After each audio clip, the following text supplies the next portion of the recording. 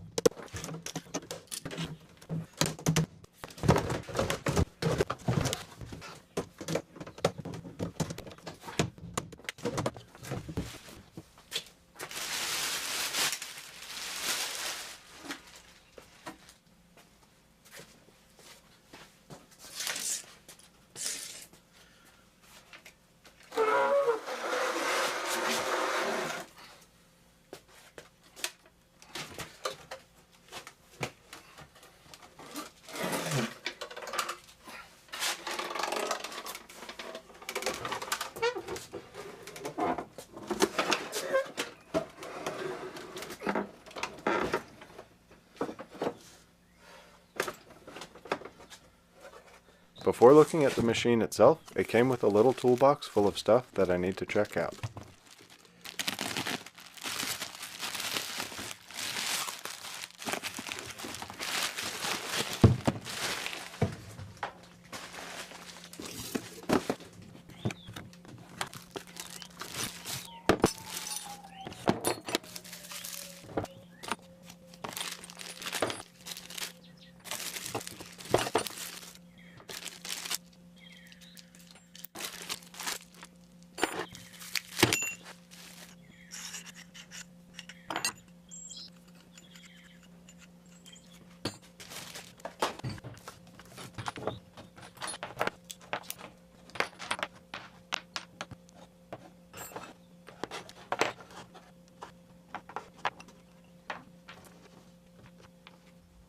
With everything laid out, it seems to have come with a pretty decent variety of tools related to this machine.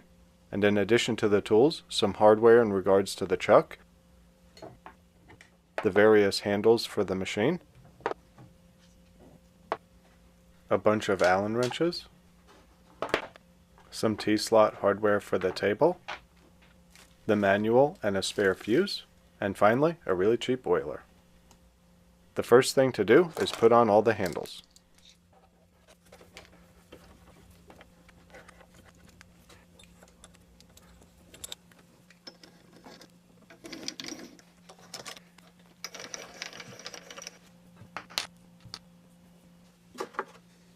As a note, don't take the indicator collar off this handle because there's a small spring underneath that goes flying if you do.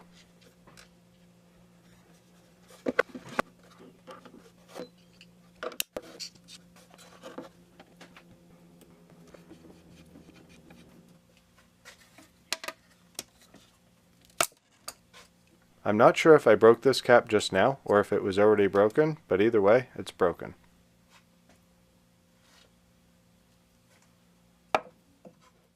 This is also where the spindle can be rotated to put the locking pin in.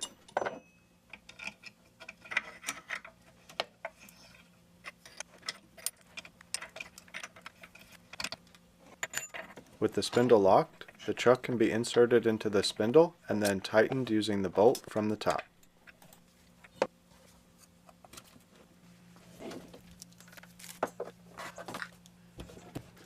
To turn this mill on, it seems that you have to have the dial turned all the way to the slowest or off position before pushing the green on button. After that combination of events has taken place, the dial can be increased to start the mill and vary the speed.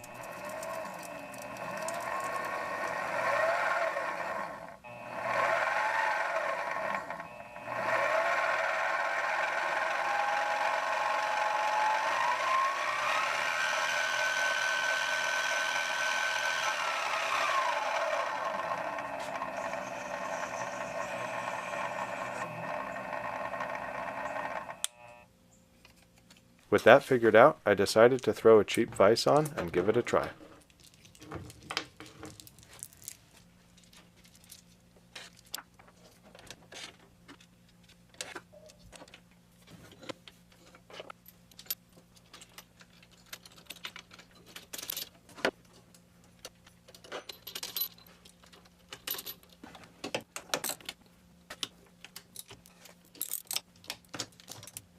I'll be using a 3/8 inch 4-flute end mill bit from a set I picked up a while ago for doing some milling work on the lathe. They will also be linked in the description if you're interested.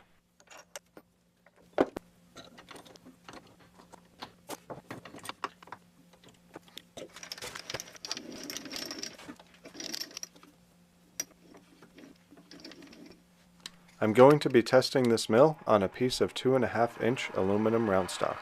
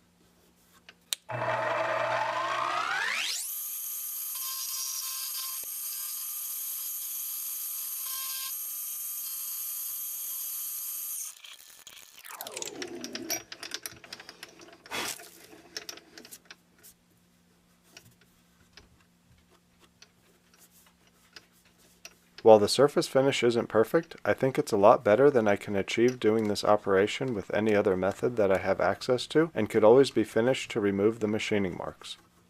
I'm also pretty new to milling, so if anyone has any suggestions on things I could do or tools I could use to achieve a better finish, please leave a comment below. That said, I can't complain too much, and I'm really quite pleased with how it turned out.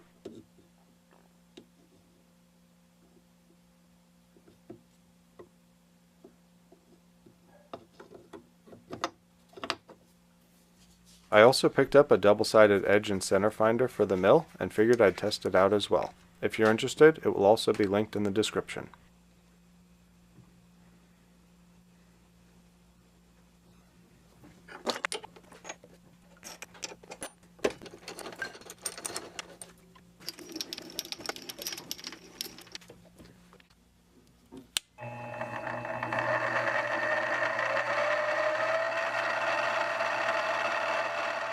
From what I understand, as you approach the edge, the wobble is supposed to smooth out until you go just a little bit too far, which will cause the probe to be pushed off center. The idea is that you adjust until the probe stops wobbling, and then you know that the center of the tool is 2/10 of an inch away from the edge of the part.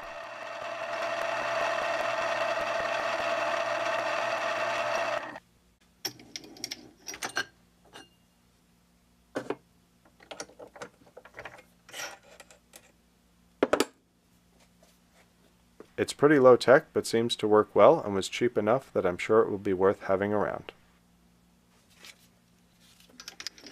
In regards to some various things I noticed about the mill, the hand cranks have very little backlash in them and the operation is very smooth. The indicator on the cross table is a nice way to see low tolerance measurements. While the slides can probably be adjusted slightly tighter to remove any minor looseness, overall they seem like they will be very accurate in both directions. Both the X and Y axis also have simple locks to improve the rigidity and persistence if that axis isn't being used for a particular operation. The chuck that was included has a nice feel to it and a smooth operation.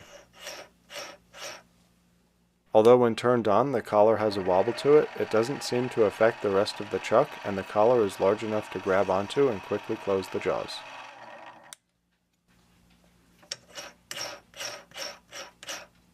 There is also a functional Z-axis adjustable stop.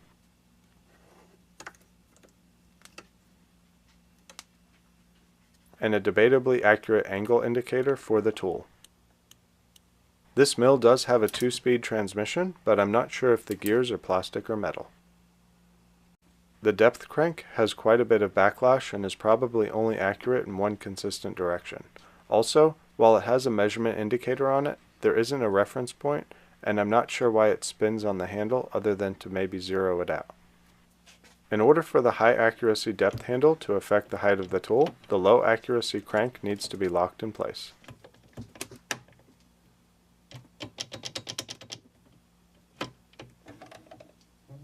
Finally, the angle of the tool can be adjusted using the included 36mm wrench on the nut on the back of the mill.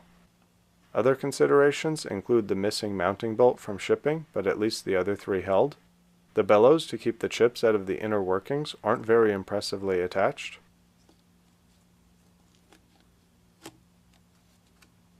And there are some obvious touch-ups in the paint. The included toolbox will be helpful to organize things like the shorter bolt for mounting things in the spindle, the handful of Allen wrenches, the cheapest possible oiler, and the various wrenches that were included in this set.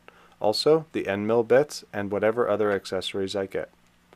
That's pretty much it for this review, and I am overall pretty impressed at the initial quality of this machine.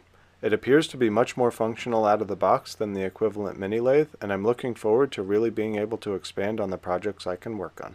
I hope this review was useful, and if anyone has any suggestions for different tools or accessories that I might need or find helpful, please let me know in the comments. Also, if you have any cool project ideas or other things you'd like to see me try to make, leave the suggestions in the comments as well. Be sure to hit that thumbs up if you liked this review. Check the description for links to the tools and the mill. Thanks so much for watching, and be sure to subscribe if you aren't already so you don't miss any of the cool new stuff I can make now that I have the capabilities of a mini mill as well as a mini lathe.